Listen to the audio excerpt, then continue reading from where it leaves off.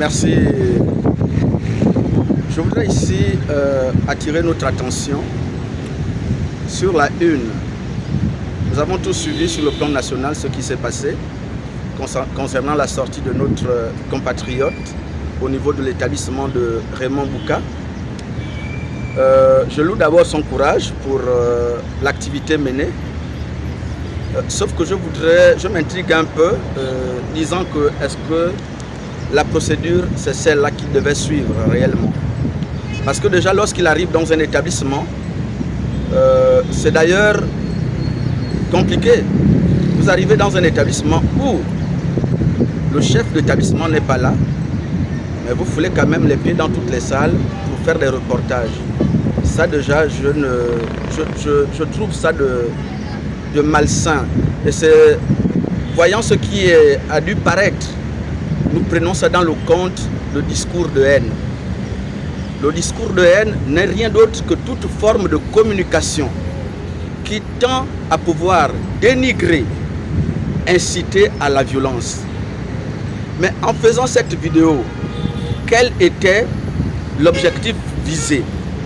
Est-ce que pour nuire au proviseur de l'établissement ou alors nuire à la responsabilité qu'incombe Madame le ministre de l'Éducation nationale? Je crois qu'il s'est mal pris concernant sa procédure. Vous savez, dans les établissements, ça c'est peut-être un problème qui est là depuis longtemps. Il aurait de manière sage, je ne dis pas qu'il n'est pas sage, là encore il ne faut pas que les mots soient interprétés dans un autre sens. Je dis que notre compatriote serait allé minutieusement vers le chef d'établissement et poser le problème, dire bon, pourquoi ce problème? À partir de là, il devait prendre d'autres procédures, soit chercher à rencontrer les autorités compétentes en dehors du proviseur qui est le premier responsable de l'établissement. Alors, il y a insalubrité. Lorsqu'on arrive dans une maison, je sais peut-être que Madame le ministre a dû fouler les pieds dans cet établissement. C'est comme quand une personne foule les pieds dans une maison. Il trouve les responsables de la maison. On peut vous accueillir au salon, mais on ne peut peut-être pas vous présenter les chambres. Et si on ne vous présente pas les chambres, les douches, vous ne pouvez pas vous imprégner de tout ce qui se passe et de tout ce qu'il y a. Ils ont dû certainement cacher certaines choses. Madame le ministre de l'Éducation nationale, en sa qualité de maire, de responsable, je doute fort qu'elle puisse garder un endroit d'insalubrité de cette manière et de rester insensible. Aujourd'hui, nous avons les travaux qui ont débuté depuis longtemps sur la réhabilitation, la construction et la réfection des établissements. Nous avons vu ce qui s'est passé à Mandela. Nous avons vu les constructions d'écoles à Libandeng. Récemment, nous étions à Montalier là, le 12 novembre. Et ce que nous avons vu comme architecture là-bas, honnêtement, ça nous a tous édifiés. Et là, je viens tirer chapeau à son Excellence, Madame le ministre de l'Éducation nationale. Sous l'impulsion, bien sûr, du président de la République, qui ne cesse d'écouter Madame le ministre. Moi, je me dis, ça c'est un discours de haine. Ce compatriote, la démarche c'est quoi? Il y a l'APE, il y a la communauté scolaire. Une réunion se serait engagée, voir comment trouver des issues de sortie pour aménager ce milieu. Mais sortir d'un coup comme ça là, c'est pas Madame le ministre, en effet, qu'on veut nuire. Parce que le président de la République n'est pas ignorant des activités que Madame le ministre mène au sein du ministère dont elle a la charge. Au contraire, c'est peut-être nuire à la responsabilité qu'incombe le proviseur. Parce que le proviseur, avant qu'il y ait, dites-moi, pour que les latrines, les toilettes soient obstruées, il y a d'abord un problème d'eau. pensez que c'est Madame le ministre qui va quitter son bureau pour venir arranger le problème d'eau? Il y a eu peut-être un souci de plomberie et autres, mais à ce niveau, on peut rattraper pour voir, parce que s'il y a eu cette insalubrité, c'est d'abord dû au manque d'eau. Mais il y a beaucoup de composantes qui sont impliquées là-dedans. Dans tous les quartiers, restons sans ignorer, que ce soit l'électricité, que ce soit l'eau, il y a manque. Ce qui fait que s'il y a manque d'eau, mais comment entretenir un établissement? Mais ça, ce n'est pas à l'apanage de Madame le ministre, s'il vous plaît.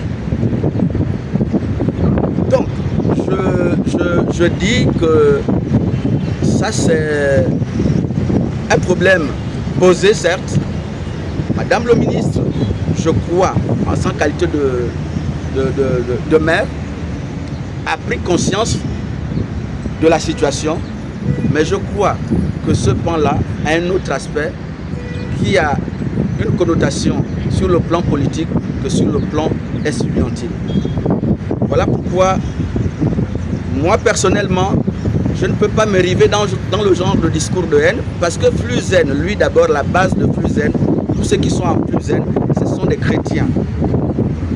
La Bible déclare que heureuse la nation dont l'Éternel est Dieu. Moi, lorsque j'ai vu le président de la République, lors de leur première apparition, ils ont présenté les moments au Seigneur. C'était pour dire que Dieu prend le contrôle de toutes choses. Par conséquent, Fluzen se doit du devoir d'accompagner le président de la République, d'accompagner Madame le ministre dans l'exercice de leurs fonctions. Ce qui fait qu'aujourd'hui, dans cet accompagnement, nous n'allons pas de façon aveugle. Nous observons les réalisations et ensemble nous accompagnons. Pourquoi? Parce que donner la nation à Dieu, c'est chercher à faire en sorte que notre nation puisse aller vers un développement. Nous avons parlé d'émergence, nous parlons de développement, nous parlons de restitution, restauration des institutions.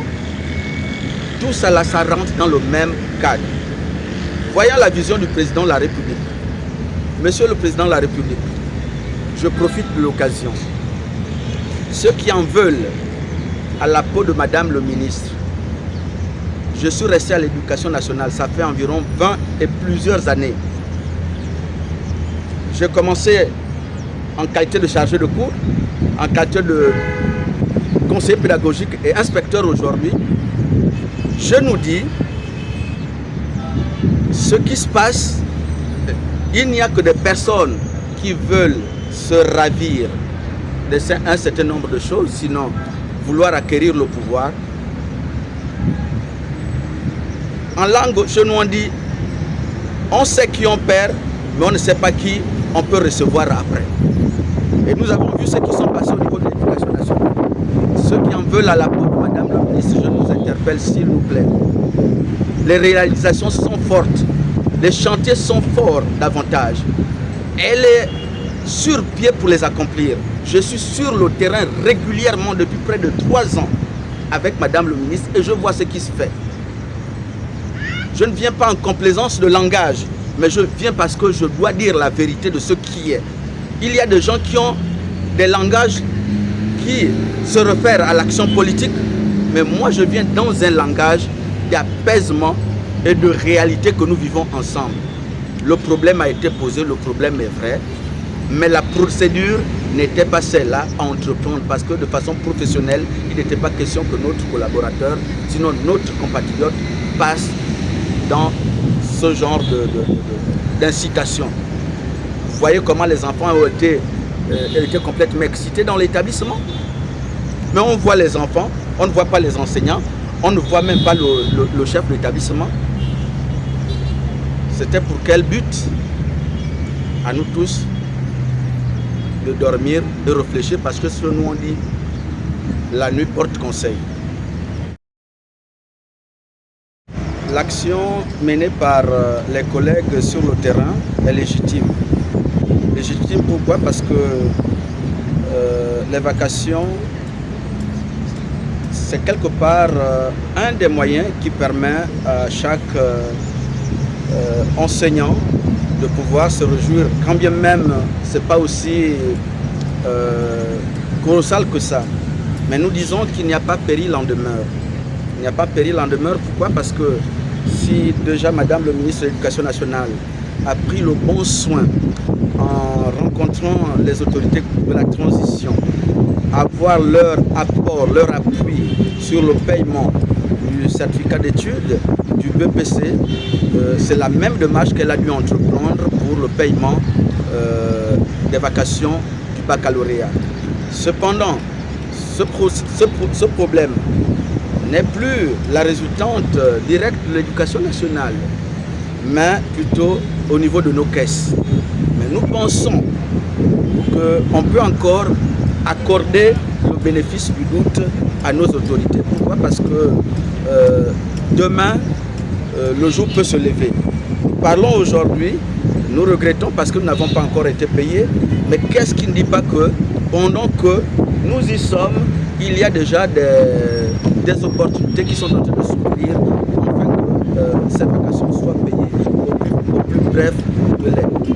Nous avons nos enfants, nous ne devons pas cesser dans notre action professionnelle, nous devons au contraire aller vers une école de développement de qualité, mais ceci en unissant nos efforts et à pouvoir mener à bien cette année scolaire. Donc, je nous dis, chers collègues, le mouvement, certes, la réclamation, elle est évidente et elle est fondée, mais on peut encore avoir un peu plus de patience.